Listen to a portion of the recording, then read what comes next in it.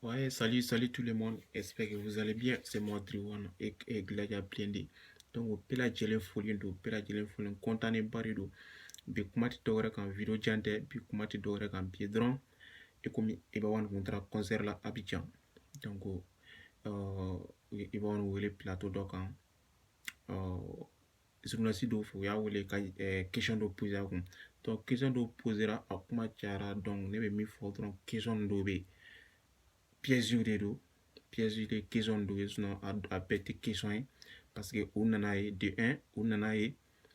trophée ko nana kɛ position na i b'a ye bɛɛ ci cogo min na ka trophée ta u nana kɔnɔ ye position na parce que olu yɛrɛ fɛ ni Sidiki Jabate tɛ non trophée in tabaga tɛ Mali kɔnɔ olu yɛrɛ fɛ bon u nana o ko kɛcogo i b'a ye trophée in ta bon kana bɔ yen fana bɛɛ bɛ ka i b'a tɔgɔ fɔ bon kana bɔ la fana tu sais kana ye i b'a nana Côte d'Ivoire i b'a kunbɛnna cogo min na aéroport la a dabali b'an kɛl'u la fana o de kosɔn u ye question façon ninnu labɛn ka ibawan kɔnɔ ka pièces d'a ɲɛ u nana ye saba u nana kɛ terre à terre ye mun ye sisan question kɔnɔna na o ye k'a essayer k'i ni mɔgɔ dɔ bila ɲɔgɔn na mais est ce que olu ye question min poser ko est ce que e foronen don ka tɛmɛ karisa kan normalement o tɛ question poser ta ye mɔgɔ kun a bɛ se k'a ɲininka a ka kow la a ka koɲɛw la a ka kow bɛ position na a b'o ɲɛfɔ mais est ce que foronen don ka tɛmɛ karisa kan u y'o kɛ ibawan na siɲɛ fila u ye dɔ tɔgɔ fɔ ka tila ka a kɛ ibawan ni Sidiki Jabate fɛnɛ cɛ tuguni mais i b'a ye mɔgɔ min i b'a ka kegun i b'a sera a kuma cogo la donc o diyara n ye trop vraiment bɛɛ lajɛlen k'a faamuya quoi voilà donc n'an bɔra yen palais ko in a kuma tɛ kɛ dɛ non mɔgɔw bɔra an bɛ Côte d'Ivoire tilajɛw fo an bɛ Côte d'Ivoire tilajɛw fo foli belebele b'u ye quoi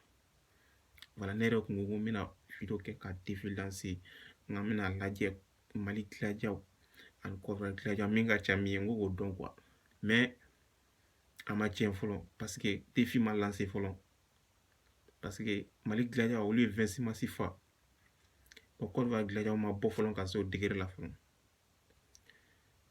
mais concert ko fɛn dɔ de fana ye fo bɛɛ lajɛlen fɛnɛ k'o faamuya parce que ko dɔw bɛ yen a kabakoya bɛ kɛ mɔgɔw la n'i b'a ninnu ka palais ta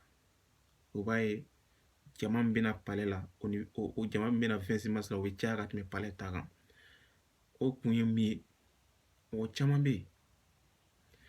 olu n'olu k'a mɛn ko u ka artiste bɛ taa palais la u bɛ siran ka taa parce que ni jama cayara sokɔnɔna de don ni jama cayara cogo dɔ la gros mɔgɔw ka fɛn bɛ tunun dɔw yɛrɛ bɛ ben sisan a ko ka ca quoi mɔgɔ caman bɛ siran ka taa mais n'a fɔra ko 26 mars terrain b'a dɔn a jama bɛ caya jama bɛ déborder parce que yen firifiri yɔrɔ bɛ sɔrɔ yen quoi firifiri yɔrɔ bɛ sɔrɔ yen fo bɛɛ lajɛlen ka bila u kunna non Côte d'Ivoire tilajɛw a bɔra foli bɛ bɛɛ lajɛlen bɛɛ folen don donc an bɛ tila ka segin tuguni ka na journaliste ninnu kɔ tuguni vraiment o mɔgɔ ninnu tu sais min dabali ban bɛ k'o la o y'an ka langue de ye ko an bɛ raper an ka bamanankan na bamanankan ko t'an ɲɛ ye Salou Keita bɛ concert kɛ fan bɛɛ a dɔnnen don international don voilà a bɛ kuma ka kan na bamanankan maninka kanna man a b'a fɔ n'a y'i diya a lamɛn a yɛrɛ t'o fɔ quoi mais a b'a ka dɔnkili kɔni da n'a y'i diya i sigi k'a lamɛn n'a m'i diya taa so Musokɔrɔba bɛ ten Sidiki Jabate bɛ ten Ibawan o bɛɛ de bɛ ten o artiste diɲɛ kɔnɔ bi k'i ye dɔnkili da wali c'est à dire i ye dɔnkili da walikan na i fa jamana kɔnɔ c'est à dire kan min dɔnnen don a ka jamana kɔnɔ i b'o de da fɔlɔ artiste bɛɛ de o i b'o de da fɔlɔ jamanadenw bɛ k'i fɛ fɔlɔ i bɛ sɔrɔ ka bɔ kɔ kan o jamanaden kelenw de bɛ tila ka bɔ kɔ kan parce que olu de bɛ to kɔ kan k'i invité diɲɛ bɛ k'i fɛ o cogo de la mais ni e nana walikan ta n'e nana walikan ta e dun ka e bɛ jamana min kɔnɔ o denw t'o mɛn e bɛ se ka bɔ cogo di a ka gɛlɛn i ka bɔ donc an b'an basi an ka kan de kan an bɛ rap an ka kan de la donc a dannen don i b'a fɔ a ye question bɛɛ répond a ma gɛlɛya yɛrɛ quoi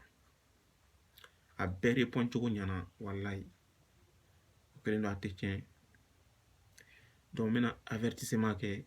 Sidiki fans na wa siriki fanu mena kuma kelen fɔ a ye sabari parce que concert in kɛra concert yɛrɛ to yɛrɛ ma jɛnjɛn fɔlɔ o b'a la k'a fɔ wa sadi in fara a barila gilajaw la sadi in fala a barila Ibawan na anw ka sadiko aw man ka da don anw ni ɲɔgɔn cɛ sadiko la o man tɛ ka kɛ disɛ n'aw kungo wulila aw bɛ degré in na bi vraiment a ka d'anw ye an bɛɛ kan ka ko k'an kun donni ye parce que Sidiki bɛ problème na nin ye bi Sidiki bɛ problème na voilà mɔgɔ caman bɛ o tɛ se k'a ta fɔ a da la sinon bɛɛ bɛ miirila Sidiki la problème na a ka gɛlɛn trop voilà donc a man kan tɛ k'an to position kɔnɔ ka na ko wɛrɛw don ne hakili la kuma ninnu bɛɛ fɔra ka ban man kan tɛ ka na ko wɛrɛ comparaison kuma wɛrɛ wuli tuguni quoi donc a ye bɔ mɔgɔw ka commentaire kɔrɔ ni kuma façon ninnu ye quoi sinon n'an k'an ma da di Sadiko la sisan a bɛ da to aw la mais n tɛna fɛn fɔ parce que Sidiki bɛ problème na a bɛ Ala deli Ala k'a ɲuman bɔ voilà donc bɛɛ lajɛlen folen don gilaja fɛn fɛn bɔra nin ko in na bɛɛ lajɛlen folen nin ye daminɛbali daminɛ de an bɛna défi lancer Mali gilajaw ni Côte d'Ivoire gilajaw ni ɲɔgɔn cɛ sinon Sadi nin t'an jɔrɔ ne yɛrɛ ma siran Sadi ɲɛ tile kelen ma siran Palais ɲɛ tile kelen plutôt ma siran ɲɛ quoi parce que 26 mars jama n'o tila fila ye tila kelen tɛ kun Palais in kɔnɔ ni Ibawan taara Laginɛ o jama n'i y'o tila fila ye tila kelen tɛ kun Palais in kɔnɔ est ce que a y'o faamuya voilà donc Palais in t'an siran gilajaw nin tɛ foyi de a ma fa a fara tɛp namara t'a la bon k'a fɔ bɛɛ ɲɛna fana minnu bɛ to k'i comparer Ibawan na ni Ibawan y'a sen ta o b'a da hali ni Ibawan taara fɛn dɔ san u b'o ɲini u ka faamaw fɛ hali n'a wari dun u b'a ɲini u ka faamaw fɛ comparaison kama bɛɛ b'i yɛrɛ dɔn a ko la c'est ni kuma fɔla min ko do o b'a yɛrɛ dɔn quoi voilà mais n bɛ min fɔ a ye ninnu ka Palais in courant tɛ faga yen dɛ courant faga tɛ yen an ko kuma fɔ ɲɔgɔn ye depuis kelen ni mɔgɔ min y'a ta kɛ kunya ye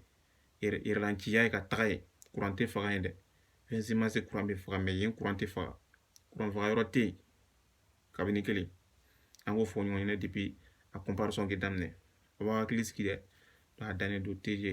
o kelen don a tɛ tiɲɛ an bɛ ɲɔgɔn bolo toujours quoi voilà donc a bɛ vidéo partager ouais, les commandants ou bien les généraux ou bien commandants je connais pas ceux qui sont à Limagne quoi min b'a Limagne n ka foli b'a ye vraiment fɛnɛ jijalen don quoi donc o kelen don a tɛ tiɲɛ ɲɔgɔn bolo toujours gilajaw